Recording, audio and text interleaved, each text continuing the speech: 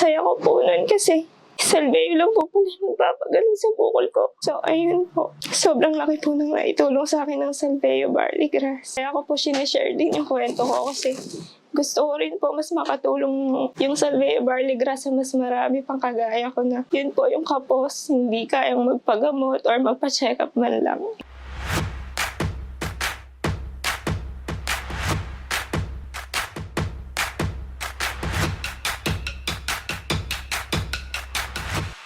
Ako po si Jane Escubio, taga Nueva Ecija, 28 years old, isang housewife. Bali 2017, nagtatrabaho ako nun sa isang fast food nung may makapa ako na parang pantal lang nung una dito sa dibdib ko. Bali yung kirot po, tsaka yung Makati po siya, masakit. 2 years ko po siyang tiniis kasi po wala akong pampa-check up nun. Bali nakisabay pa ako ng check up nun sa anak ko, 2019. Dun ko lang din po nalaman na cyst po pala siya na hindi naman cancer, sabi ng doktor. May takot pa rin po ako nun kasi ang nasa isip ko po noon kapag cyst, inooperahan po talaga siya, tinatanggal pagka bukol po talaga. Pero lumipas pa rin po yung taon, hindi ko po siya pinansin. Dahil nga po, ang iniisip po yung gastos. May mga anak po ako, yun po yung priority ko.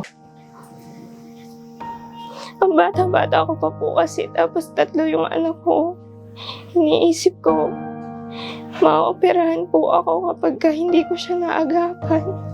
May mga nararamdaman din po ako na palagi po akong nahihilo. Halos araw-araw po yun. Pati po yung sakit ng ulo po. Sobra po. Halos araw-araw din po siya. May mga times na nga rin po na sa gabi, parang hindi na po ako makatulog. Hindi po ako makahinga ng maayos. Kailangan pa po mataas po yung unan ko para po nakataas po yung ulo ko. Nakakahinga po ako ganun. Parang hole na po yung laki ng bukol ko. Pero hindi po siya ganun ka-visible eh. Kailangan nyo pa po siyang pigain po na ganito. Bali last year po, June 2022, lagi pong nag-a-appear yung Salveyo Barley Grass sa Facebook ko. Tuwing mag-open po ako ng Facebook, yung ads po niya yung nakikita ko. One time po, out of curiosity, pinanood ko po yung isang ads nila. Yun pong may bukol na si Mamay Flores. Doon po ako nakarelate sa sakit niya na bukol. Kaya napa-order na po ako ng trial pack para subukan si Salveyo Barley Grass kung kagana din po siya sa akin. So ayun po, nung umaga, nung pagkagising namin, nagtimpla na po ako ng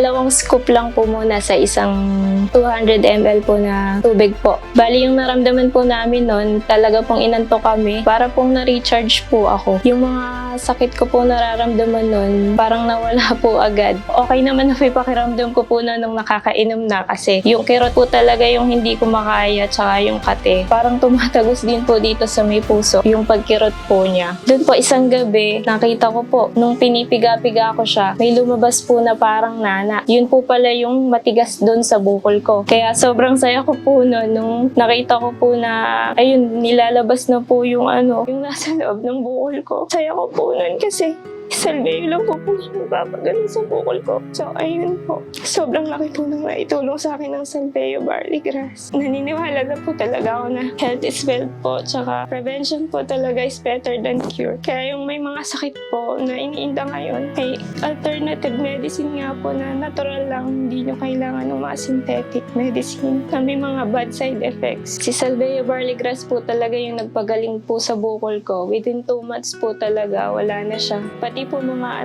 ko para po sa protection nila sa kahit anumang sakit. Nagpapasalamat po ako ng marami sa Salveyo Barley Grass. Hindi lang po ako yung natulungan nyo, sobrang dami na po. Sana po mas marami pa kayong matulungan. Kaya ako po sinishare din yung kwento ko kasi gusto ko rin po mas makatulong yung Salveyo Barley Grass sa mas marami pang kagaya ko na yun po yung kapos, hindi kayang magpagamot or magpa-check up man lang. Yun po. Thank you so much po, Salveyo. Ako si Jane at ito ang aking kwentong Salveyo.